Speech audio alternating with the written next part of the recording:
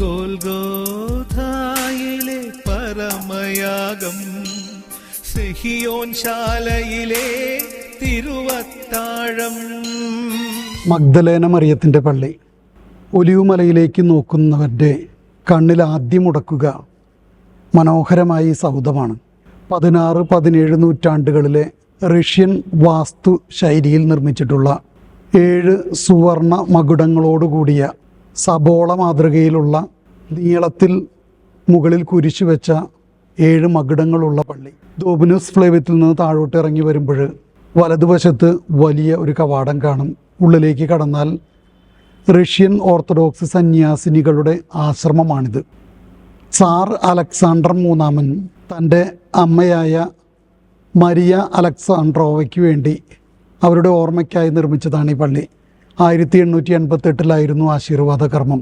ഇവരുടെ മധ്യസ്ഥയാണ് Maria Magdalene.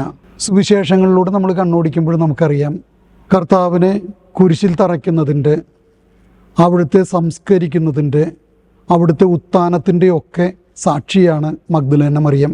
ഉത്തിതൻ ആദ്യം പ്രത്യക്ഷപ്പെടുന്നതും ശിഷ്യന്മാരോട് പോയി അറിയിക്കാൻ പറയുന്നതും അങ്ങനെ ആദ്യത്തെ അപ്പസ്തോലന്മാരുടെ അപ്പസ്തോലയായി മാറുന്നതും മഗ്ദലേന മറിയമാണ്. ഗലീലിയിൽ നിന്നുള്ള സ്ത്രീകളുടെ കൂട്ടത്തിൽപ്പെട്ട ശിഷ്യ.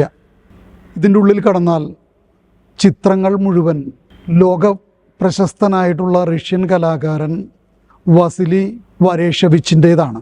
താഴെ അടിപ്പള്ളിയിലേക്ക് കടന്നാൽ ക്രിപ്റ്റിൽ അടക്കിയിരിക്കുന്നത് മരിയ ഫിയദോവ്നയുടെ ശവശരീരമാണ്.